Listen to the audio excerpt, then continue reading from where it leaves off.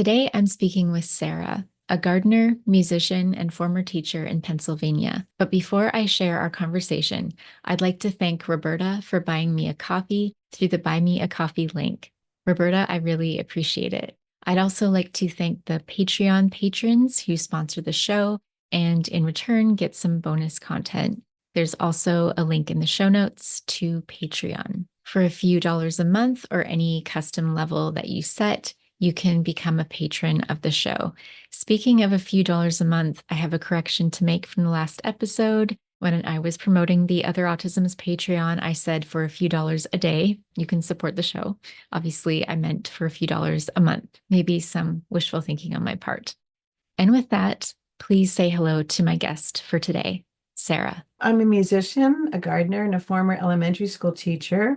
Was born in Maryland and lived there as a child, but have lived in southeastern Pennsylvania since I came here to attend college. I'm happily married to a fellow musician. We married in 1983. We had some ups and downs over the years, but as my husband says, our separations were utter failures. We're just an hour or so west of Philly and right near the Delaware border. And we built the house in 94, and we've been living here ever since. I will be turning 68 years old at the end of this month, which totally blows my mind. But there you have it. So I'd love to hear more about how you arrived at autism. I know we've been emailing a bit. So what signs or experiences made you realize that you might be autistic? The main thing I think, and I've heard a lot of other people say this, that I was just always aware that I was not the same. I always was kind of looking through this invisible wall where the other people were just behaving like people. And I always sort of was just like, I wonder how they do it. I wonder how they figured out how to, because I just always felt that I was not sure how to be. When I was a school teacher, of course, I learned about various subjects to do with differences. And when I started teaching back in the 80s, special ed and regular ed were separate. I remember hearing about Asperger's. Some kind of light bulb went off. And at first I was like, oh my God, I think my father's Asperger's, and my father-in-law, who are both really intelligent men, but socially a little different. But then I also thought, but you know what? I think I'm Asperger's. Everything they say about it sounds like me.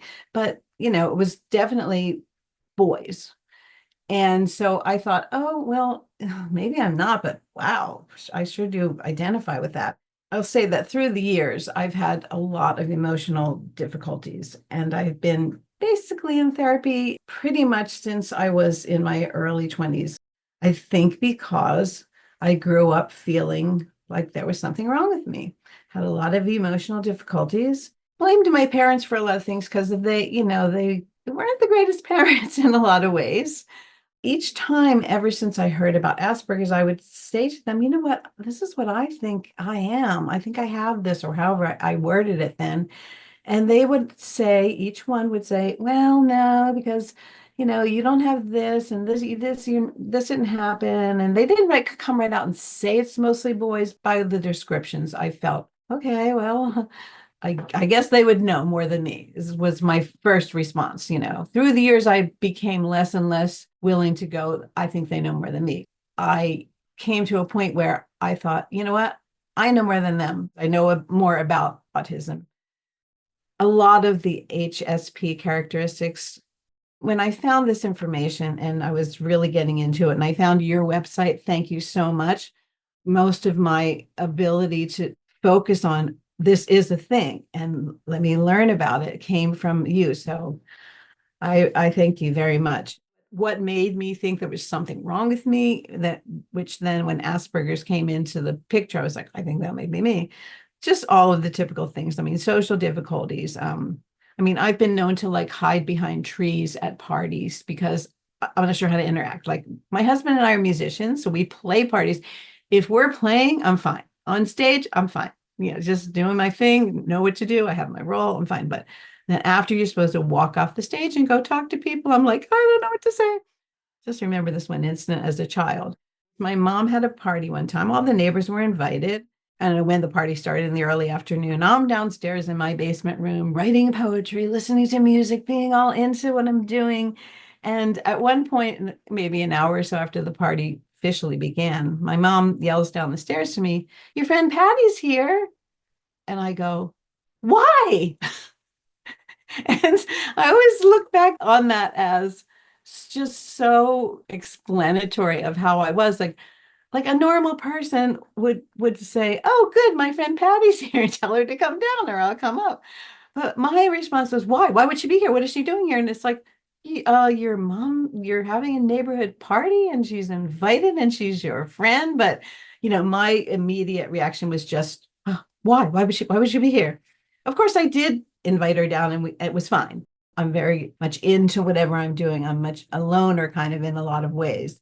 As I was a teacher, I had a lot of problems because I just couldn't be part of the social thing you were supposed to do. Like the teachers, I would get to work, I would go in my classroom and I would work. I would be like, I had a million things to do, never had enough time. But most of the other teachers stood in the hallway and gossiped to each other. And, I'd be polite, like, "Hey, good morning," whatever, but I would go in my room then. I was made to understand that that was not cool. That why wasn't I standing around gossiping with the other people? And my feeling was because I'm at work and I have work to do. So to me, that was sort of another thing that was like just constantly getting these signals from people that you're different, you're odd, there's something wrong with you. I think, that sort of built up to a lot of resentment, really, because I felt like, like I remember one time one of my relatives saying to me, like in the 70s, I guess I was wearing sort of hippie kind of clothes or whatever, and being told, "Why are you dressing like a gypsy?" And I was just like, because I like my clothing. I never would have said, "Why are you wearing that ugly polyester pantsuit?" I would never have said that. That part of my family were very much the kind of people who, when you came in, instead of going, "Hello, nice to see you," they would say, "Look what the cat dragged in," or "Who let you in here?" Which they thought was hilarious. But I was always sensitive to that kind of stuff.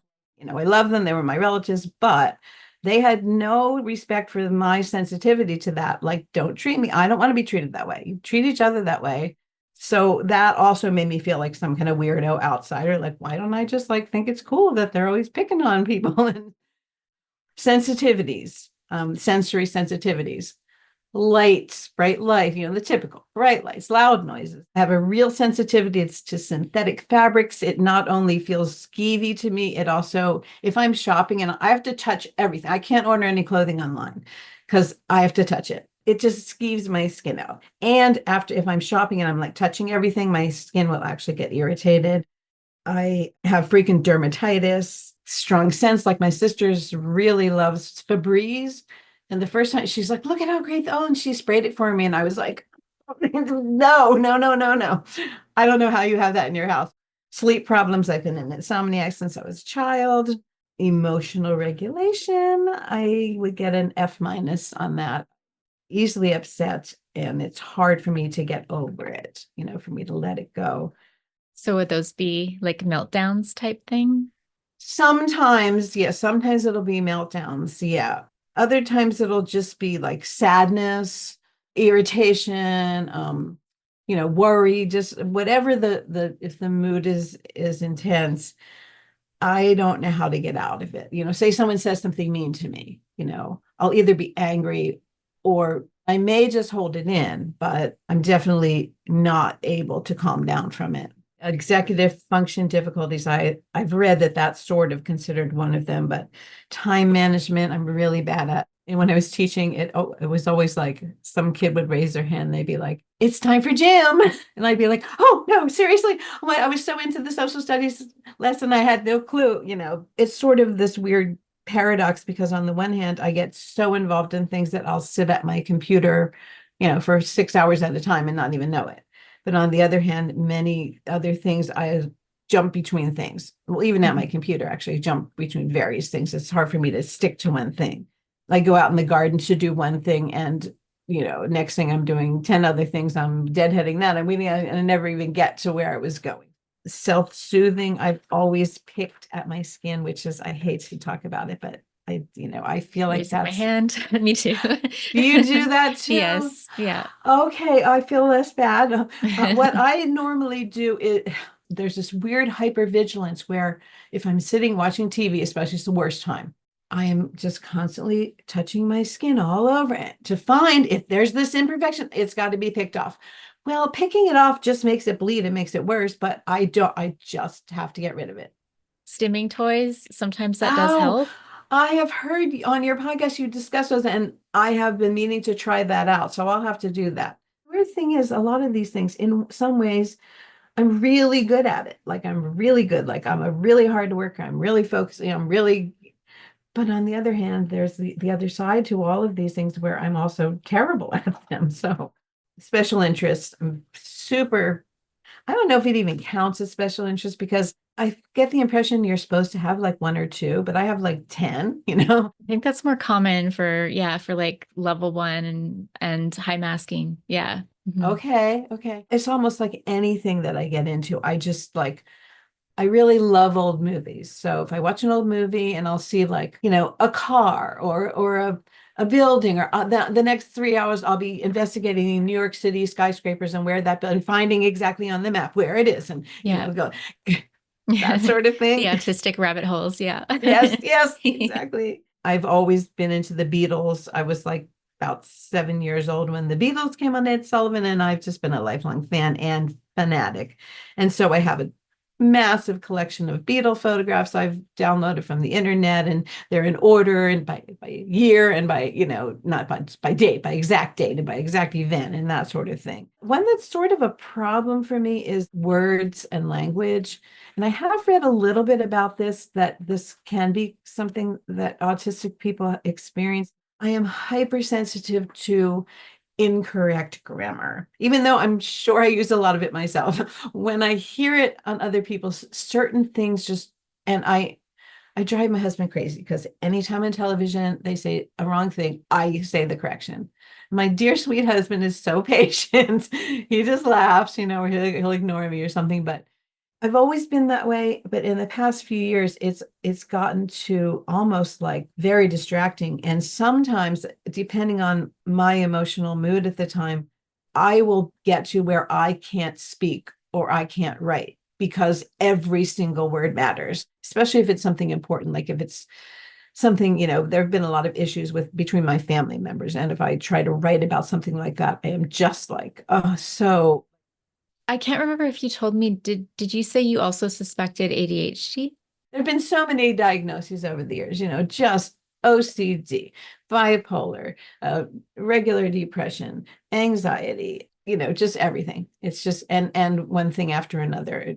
You talked about being a teacher and how you were different from the other teachers in terms of like relating, but I would imagine that is a difficult job when you have so many sensory issues and when there's so much to process. There's so much stimulation just from everything that's going on. So how did you handle that? Not very well. I feel like my autistic traits have been exacerbated and have become more problematic, more noticeable over the years. Because I don't remember, like as a kid, like being bothered by bright lights. But, for instance, that was one of the issues I had in school because I was sort of considered like a troublemaker teacher because I would speak my mind about things I guess you're not supposed to. But one of the instances was assemblies in the auditorium.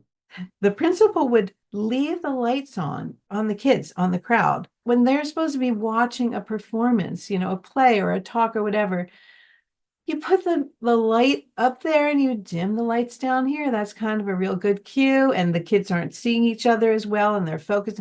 But she had this thing about she wanted to see what the kids were doing. And I not only thought that was stupid, but I was really bothered by the lights in my eyes. I spoke to her about it and she was very, just had no interest in hearing what I had to say about it. I didn't, though, and maybe I would have if I'd known, because I didn't know at the time. I would have maybe said to her, look, I have sensory issues and this is very problematic for me. Like, can I wear my sunglasses? Or if you are not going to, do this for the logical reason, at least I need to do something I might have known to say something or do something, but instead it was just this constant like, upsetting thing for me. Like, why are the lights on? And then of course, noise, the kids. I was very well liked by what we call, I don't know, I think you're Canadian. American Canadian. So Okay. originally from North Dakota. So Okay. yeah. So you probably know, like we have gifted classes. Whenever I worked with the gifted kids, they loved me because I think a lot of them probably had some of the same issues as me. Like they didn't like the noise. It was distracting. It would, certain things and I would be very strict with my kids. Like, the school rule is single file line, quiet in the hallways. Well, a lot of teachers just didn't care. But to me, it was like, not only is it the rule, and do I think it's more considerate for the other people and stuff, but I need these kids to shut up and stand in line. I need them to be organized, together, quiet.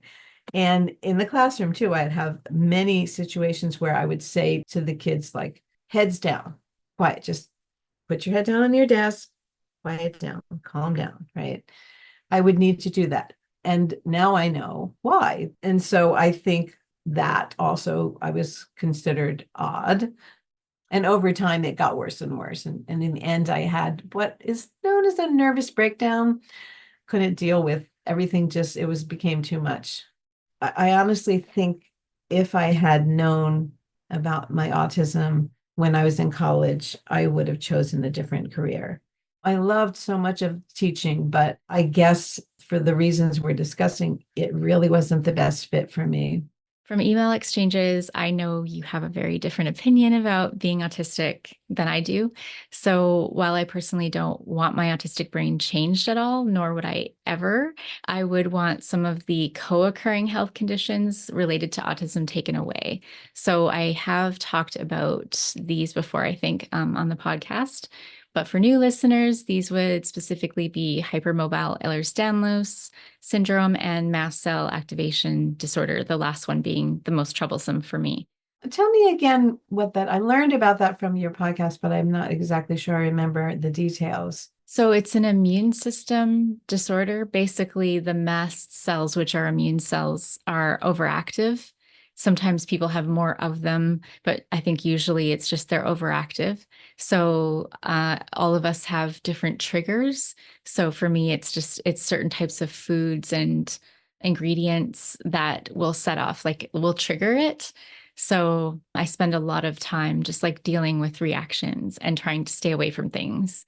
Okay, so is it like allergic reaction sort of? It looks like an allergy, like to another person, it would be like an allergy. It looks like an allergy, but it's different. Like the pathways in the body are different a little bit. Like there's some similar things. And that's why it's so hard to get a diagnosis for the most part, unless the doctor really knows what they're looking for. But it often goes together. Apparently, like the Ehlers-Danlos, autism, mast cell often goes together. So Wow. I would just love to be able to, get some kind of genetic treatment or something where it Yes, just kind of like for those removes it. things, not to, Yeah, not to touch anything up here. but So, right, exactly not how yeah, your brain works, but yeah, those issues, yes, I yeah. can understand that. But I do feel also when I'm reacting that I feel more autistic, if that makes sense. Yeah, So yeah, sure. So to get back to your email, you wrote, quote, while I love that you talk about seeing the strengths we have and that we don't need fixing, honestly, I'd love to be fixed, end quote. So I totally respect that we have different stances on this and, different backgrounds. But I'd love to understand why you feel this way. Can you remind me when you were diagnosed, how old you were? So it was 2 days before my 39th birthday. So a few years ago now. Okay, so that's considered pretty late. Yeah. I think for me, if I had been diagnosed earlier, like I'm going to be 68, as I said, it was around, I think when I was 63, maybe 64, and a few years ago, that I was finally, and I self-diagnosed because, I spoke to my psychiatrist and my psychologist, someone else who basically, and the information I got from you, the other information online, I just felt I don't need anyone to tell me. I know what this is. But my parents were wonderful people in their own way, but they weren't the best at handling emotional issues. there's a lot of mental illness come down through both sides of my family. So there's a lot of depression, anxiety, a lot of issues within our family. And neither of them really seem to want to acknowledge them. So I feel like I grew up unhappy, fearful, and again, feeling like I don't belong here. I don't understand how I'm supposed to be. I did play with kids. I had friends. I have friends. Nevertheless, there was always some sort of thing that I felt not right. And I suffered a number of bouts of, I had two what are called nervous breakdowns. From what I'm learning about autism, I just feel like the things that I'm learning, like these issues are also somehow related, like depression and anxiety and bipolar, and or if it's misdiagnosis or whatever. But as I said before, I've been through a lot of those diagnoses. Just a number of episodes of suicidal depression, like very, very dark. Just a lot of struggles, just being made to be known, whether however people did that, if they said something or they just in some way indicated that, for instance, the people I worked with when I was a teacher, I got along with everyone fine. And there was a couple of people I was close to, but I was definitely sort of thought of as a weirdo.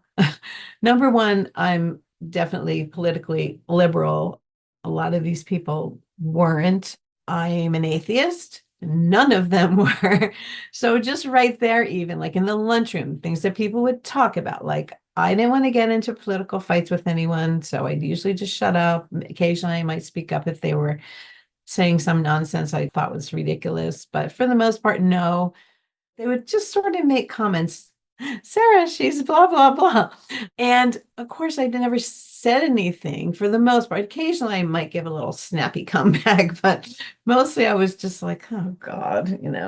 But I was angered, which is probably why I didn't say anything back because I didn't want to, get into anything. But it made me angry that people just felt it was okay to somehow act as if there was something wrong with me because I wasn't like them. And I think I had a lot of very hurtful things, and I ended up, I guess, building up a lot of resentment over the years. I guess why I would want to not be autistic is because I would want to go back in time and not be autistic so that I wouldn't struggle with these things that I struggled with. Does that make sense? Yeah, I guess my next question would be, do you think then that's more to do with like living in a neurotypical society or one that values neurotypical traits over Yeah. neurodivergent traits? Yeah, 100%. I don't mind being what I am. In a lot of ways, I'm happy. I love that can get into subjects. I love that my IQ is very high. At least it was, probably isn't anymore. But yeah, no, I think that's a good point. I think it is not so much the autistic traits, it's the reaction to them and the experience and the difficulties I've had throughout my life that if I could have not had them, then I might have been a happier, more successful, productive person. Because what happened to me in school actually was I burned out because I am so dedicated to my work and so interested. I would at one point was spending like pretty much 18 hours a day on schoolwork, in school, stay late at school, bring work home from school. I was sleeping like 3 hours a night if I was lucky. That really burned me out. And the other issues we discussed, feeling like this outcast, and it took over my life. And I was, had little time for other things. The only thing I was able to fit in was my husband is a musician and I'm a musician, and we've played in a lot of bands and played a lot of gigs and stuff. So that fortunately I did get in there and do some of that, even throughout the worst of times. I mean, when I was in my deepest depressions, they would drag me on stage and I would be able to play, and then I'd go back in the van and hide until it was time to correct papers, and then it'd be time to go home. My husband would pack up, they would pick up the gear. I guess that answers the question. Yeah, it's curious to hear others' experiences because I feel like I grew up feeling similarly to you. I'm trying to see like where or why I'm so like pro autism or like I'd love to keep it kind of thing. and how I'm almost offended when I hear that people are trying to find The genetic cure, cures or so-called something. cure. Yeah, Yeah. yeah. Because it's Right. almost like the same thing eradicating women or something, because so socially, like women have had it harder, So, and sometimes you hear women say, I wish I was a man. So to me, that kind of sounds similar, but I do, what you're saying is completely understandable, is what I'm trying to say. But Okay.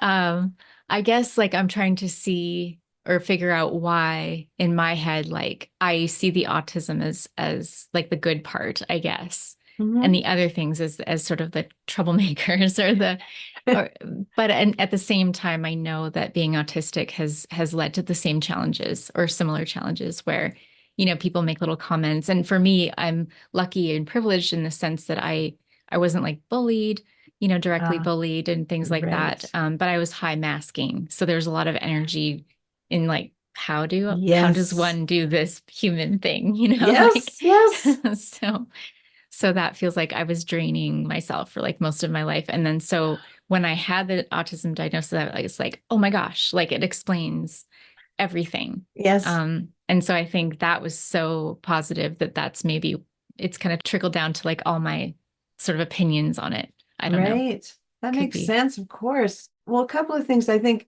if my parents had been more aware of how their comments or how that they were also making me feel like an oddball, like there was something wrong with me. If they had been more supportive and understanding, and of course they didn't know. I mean, you might just know that it's your child and that's how they are and just love them and help them. But even if you don't know about autism, but they had their own issues. And they married, my mom got pregnant before they were married. She was 19 when I was born. My dad was 20. They ended up having 5 kids over the next few years. In terms of, growing up with not having even that unconditional loving support from your parents, I think if I had had that, it would have been sort of a shield to maybe some of the outside stuff. I think too, like my negativity, I think when I wrote you, I was feeling especially negative because our whole family has been through a major spate of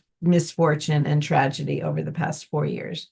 And just briefly, I'll say we went to Ireland for my brother's son's wedding, and my brother's a little bit of a volatile mess, and he was annoyed for some reason at us, my husband and I, and he just had a meltdown and was screaming at us and calling us names and saying we're selfish and we're this and we're that. And then he actually grabbed my husband and threw him up against a wall and held him by the neck and was up in his face, like, his big old red face in my husband's face, holding.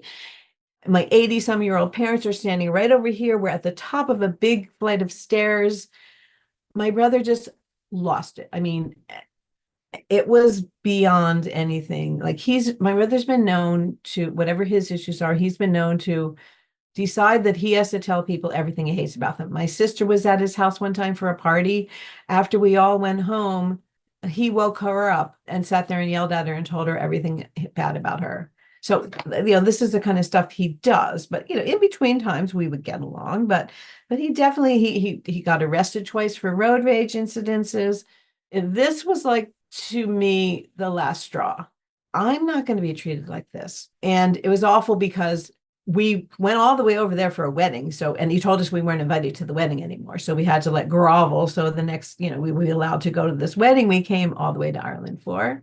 And of course, we were just completely uncomfortable because we were not really even sure what we did that upset him so much. Like, we irritated him by making some complaints about our travel because my husband is terrified of flying. We ran into a lot of trouble. We hadn't flown or gone overseas since 1999. Like, we really had a hard time, and we dared like speak about some of it. I decided that was it. I basically told my family, I'm not coming to Christmas. I'm not coming to this or that. I'm not expecting you to uninvite him. So I guess we're not coming. My husband and I always did. That caused a lot of trouble. My other siblings took his side. How can I be so mean? He's sorry for what he did. Why don't you just let it go? And number one, he didn't apologize. Number two, even if he did, that's a start. But you got to recognize throwing someone up against the wall and grab by the neck, and that's just so far beyond acceptable behavior. And I don't want to be in a situation where if he might suddenly decide to do it to me, or, it was just like my stance for my own mental health, my own feeling of safety was I'm not going to be around him, until he somehow says, I see what I did. I know it was wrong. I guess I need to get some kind of help or whatever, but no, it was all just, and it just turned into this, so this was 2019 in the fall. Then, of course, COVID, 2020. Then in the summer of COVID, my dad started getting sick. In the fall, my dad was diagnosed with pancreatic cancer. He died 67 days later. That was all a mess too, because helping my mom with my dad, he did hospice at home, and helping my mom was difficult because of all the estrangements and tension between members of the family. And then December 26th of that same year, my brother fell to his death in front of his two young adult children. He was helping them build this business, doing this batting cage thingy kind of business. He was up on some scissors lift that he didn't really know how to use. And his son said, "Don't get up there, Dad." But he said, "No, let me just fix it." And he fell, bled to death on the floor in front of his two young sons. You can imagine. I'm estranged from him. Everyone's mad at me anyway. He's dead.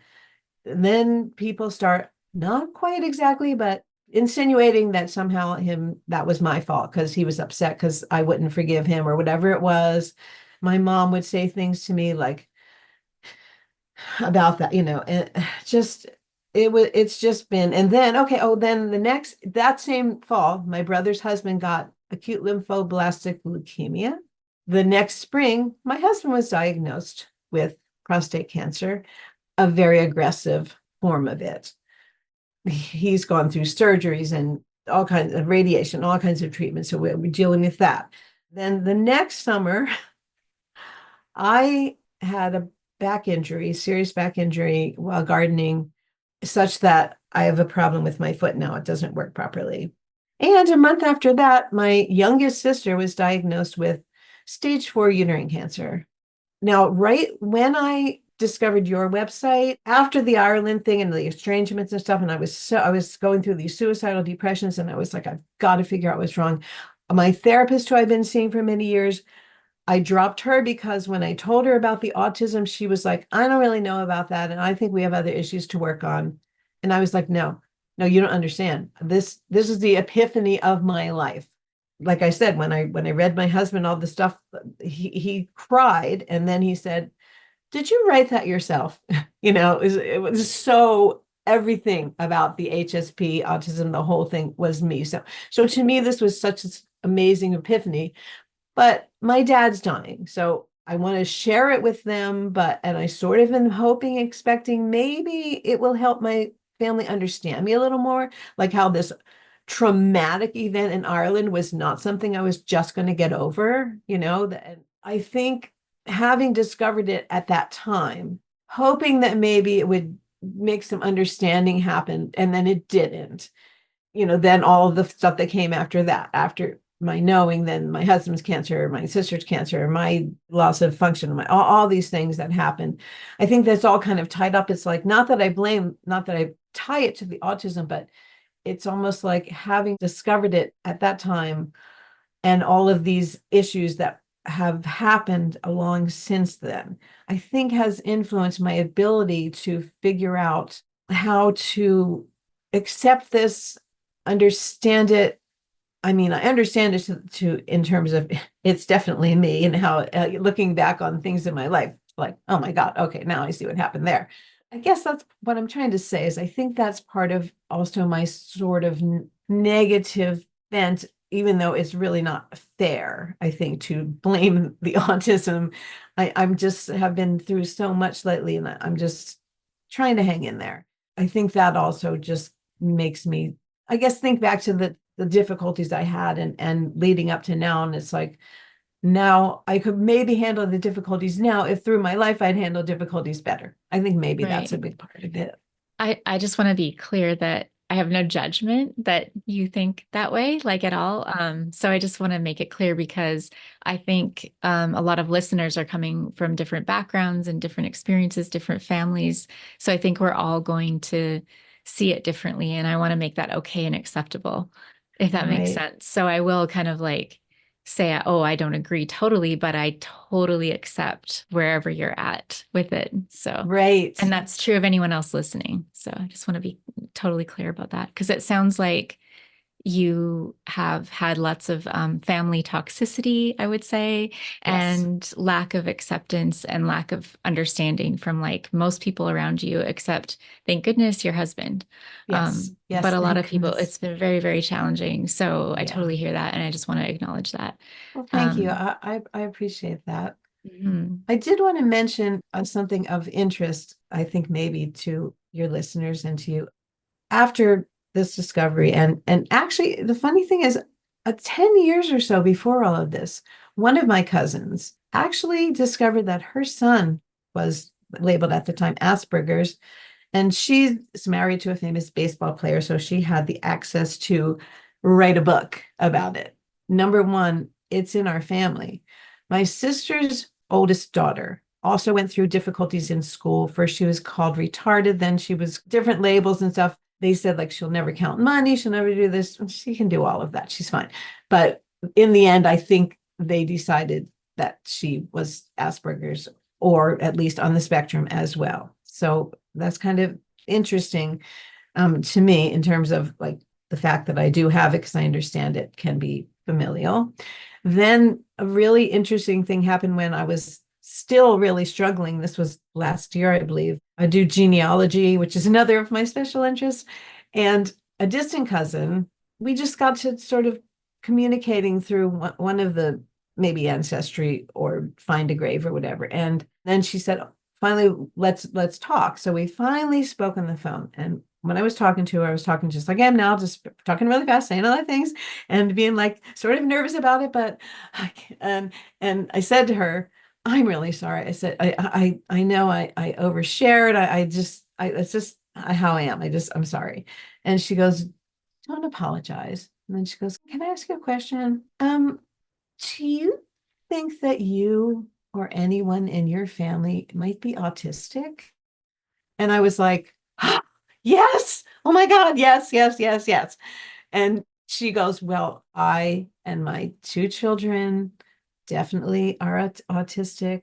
And she talked about things like masking, which I knew a little bit, but she says, I'm working on, dropping my masking. I'm raising my children so they don't feel, just she's very educated about the whole thing. And she said her understanding is that it is very heritable and that she thinks that most of her family members are also autistic, but none of them really want to hear about it. Like her siblings, she said, are supportive, but they don't see that and her parents just think it's ridiculous, the whole thing. So, which is interesting to just, and we talked a lot just about the feelings about it and what we go through. And that was when I finally 100% was like, nobody's ever going to tell me I don't have autism again. Nobody's going to tell me it doesn't matter. Nobody's going to tell me it's not important.